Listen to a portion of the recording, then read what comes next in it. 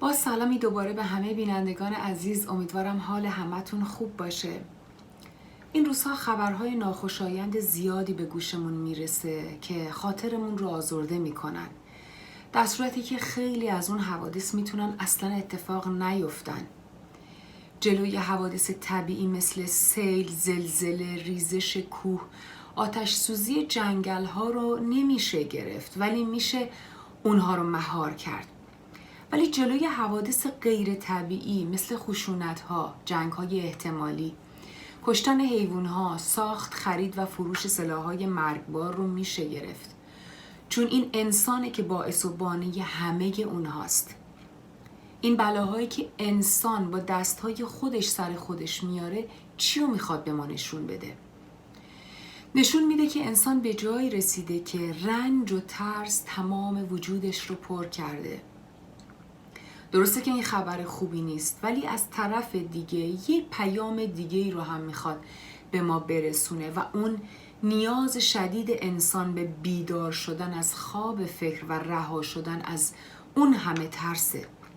این بیدار شدن از خواب فکر که هفته قبلم در موردش صحبت کردیم چه کمکی میتونه به ما بکنه؟ فایدهش چیه؟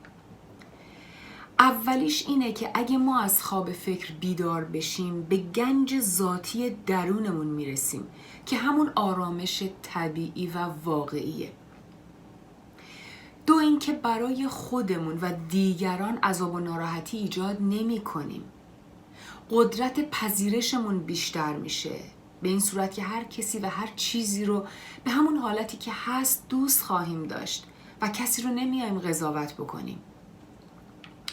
فایده دیگهش اینه که اگه هر کدوم از ما از خواب فکر بیدار بشیم، نفس کل بیدار میشه که همه ما رو خلق کرده و این یک خواسته کیهانی که داره به سمتی میره که انسان رو بخواد از خواب فکر بیدار بکنه تا جهان یه شکل دیگه‌ای به خودش بگیره. فایده دیگه اینه که اون ترس بزرگی که همه انسان‌ها رو داره از پا در میاره کوچیک و کوچیک‌تر میشه و همه اینا مستلزم اینه که هر کسی از خواب ذهن خودش بیدار بشه و اگه یک نفر از خواب فکر بیدار بشه، حضور و فضای خاصی رو وارد این جهان میکنه که تأثیرات شگفت‌انگیزی روی سایر موجودات میذاره. یعنی در واقع آگاهی فردی روی آگاهی جمعی و آگاهی کل تأثیر میذاره و هدف همین هست. ولی مسئله اینه که هر کسی فقط خودش باید از خواب فکر خودش بیدار بشه تا بتونه جلوی خیلی از اتفاقات بد رو بگیره و راهش هم فقط اینه که انسان از فکر کردن وسواسگونه و بیمارگونه که همون هم هویت شدگی با فکر هست دور بشه. هم هویت شدگی چی بود؟ تو برنامه قبل گفتیم که ما یه سری باورها و اعتقادات و تجربیاتی رو از کودکی توسط خانواده، مدرسه، فرهنگ و جامعه‌ای که توش بزرگ شدیم به دست آوردیم و همه اون چیزها افکار ما رو میسازن.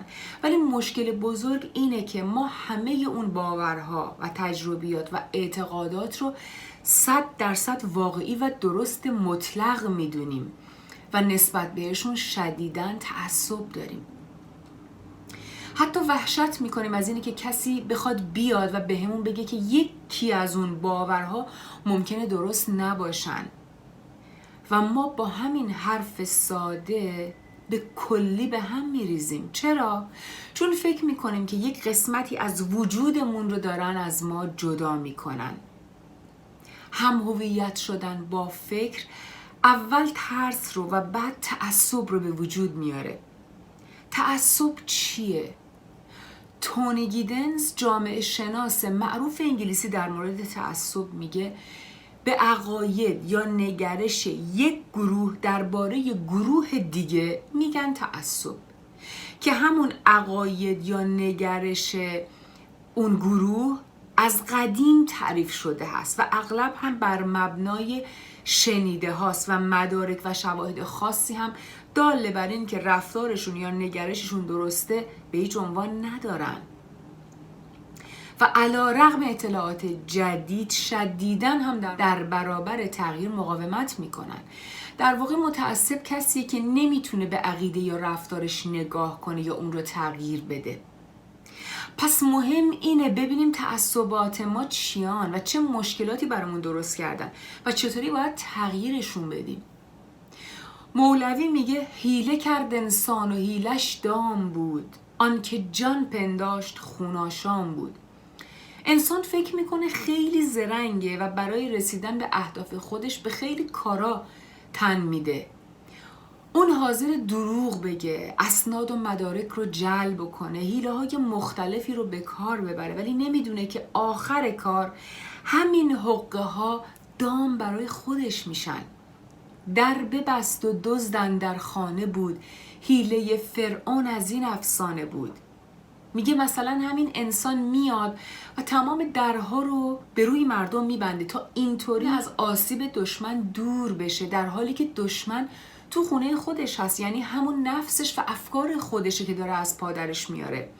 حتی وقتی تمام درها بسته است میره یه گوشه میشینه و به دشمنانش فکر میکنه و تو سرش رویا پردازی و خیال پردازی میکنه و هی اونها رو از اول تا آخر مرور میکنه، در صورتی که هیچ چیزی اتفاق نیفتاده و اصلا قرار هم نیست که اتفاق بیفته. در اینجا هم داستان حیله فرعون رو میاد میگه که تمام درهای قصرش رو بست، در حالی که دشمنش که همون حضرت موسی بود تو خونه خودش داشت رشد میکرد و به موقع هم کل حکومتش رو از بین برد. 100,000 طفل کشتان کینه کش، وان که او میجست اندر خانه اش. میگه اون همه طفل رو، 100,000 طفل رو فرعون اومده کشته، ولی اون کسی که به دنبالش بود تو خونه خودش صحیح و سالم داشت زندگیشو میکرد. پس به خاطر همین ترس هاست که انسان دست به هر کاری میاد میزنه تا بتونه ترسش رو کمتر بکنه. میاد اسلحه های مرگبار میسازه، میاد دروغ میگه، قضاوت میکنه، دزدی میکنه. چرا؟ چون میترسه که بقاش به خطر بیفته. ترس از خیلی چیزا باعث این کارا میشه. ترس از تحقیر شدن، ترس از دست دادن، ترس از قضاوت شدن، ترس از شکست خوردن و خیلی از ترس‌های دیگه که تو فکرش هر لحظه در حال ساختنشونه. ولی وقتش رسیده که بدونیم فکر ما زندگی ما نیست و ما فکر کردن و با زندگی کردن کاملا اشتباه گرفتیم. وقتی که با فکرمون هم هویت میشیم چیکار داریم میکنیم؟ ما داریم نفسمون یا ایگومون و همون من رو میسازیم و هر چی که اون منی که میسازیم بزرگتر باشه و قویتر باشه، مشکلاتمون بیشتر خواهد بود. من ذهنی بزرگ خودش رو از همه بهتر و کاملتر میبینه، مقایسه میکنه، قضاوت میکنه، رنج بیشتری هم به خودش و هم به اطرافیانش میده و روی حرفها و افکار خودش شدیداً متعصبه و کاملاً با فکرش هم هویت شده. ولی هرچی این من کوچیکتر باشه، بیدار شدن از خواب فکر راحت تره. طرف زندگی زیباتری رو تجربه میکنه و آگاهی معنویش بیشتر و وسیعتر میشه. همونطور که میدونید انسان 4 بعد داره. بعد فیزیکی که همون بدن ما هست، بعد فکری که همون ذهن ما هست، بعد هیجانی که خشمها و ترسهای ما هستن و آخرین و مهمترینش بعد معنوی ما هست. و این بعد معنوی هست که به بهترین شکل میتونه رو 3 بعد قبلی اثر بذاره. ولی اگه هر کدوم از بعدهای دیگر رو به تنهایی روشون کار بکنیم برامون قطعاً دردسرساز خواهند شد. و اگه بخوایم خودمون رو بهتر بشناسیم همیشه میتونیم از مولانا کمک بگیریم که در مورد ذات انسان میگه مطرب عشق ابدم، زخمه اشرت بزنم، ریش طرب شانه کنم، سبلت غم را بکنم، تا همه جان ناز شود چون که طرب ساز شود، تا سر خم باز شود گلز سرش دور کنم. چون که خلیلی بوده ام عاشق آتشکده ام، عاشق جان و خردم، دشمن نقش وسنم. مولانا میگه من مطرب عشق ابدی هستم و فقط به دنبال زیبایی ها و شادی ها هستم و به هر چیزی که باش برخورد بکنم فقط عشق خودم رو بهش منتقل میکنم. ریش طرب شانه کنم، سبلت غم را بکنم. میگه هر جا سعی میکنم کنار خوبی ها و شادی ها باشم و غم و غصه رو اصلا نمیشناسم و اگر هم غم رو ببینم سیبیلش رو میکنم. سبلت یعنی همون سیبیل که در قدیم نشانه اعتبار و مردانگی بود و معمولا اگر به جای سفته یا چک یا سند که این روزها گرو میذارن تا بخوان کار مهمی رو انجام بدن، اون زمان فقط با یک تار سیبیل همه این کارا رو میتونستن انجام بدن. و اینجا مولوی میگه که غم برای من هیچ اعتباری نداره و من اگر ببینمش بی اعتبارش میکنم و سیبیلش هم میکنم. تا همه جان ناز شود چون که طرب ساز شود، تا سر خم باز شود گلز سرش دور کنم. میگه برای این که مست شراب الهی درونم بشم و تمام اون چه که میخوام، چیزای خوبی که میخوام برام اتفاق بیفته و میخوام شاد بمونم، میام گلز سر خم خودم رو دور میکنم، کنار میزنم تا از شراب الهی بتونم بنوشم و سرمست بشم و آرامش رو در آغوش بگیرم. میگه چون که خلیلی بودم عاشق آتشکده ام.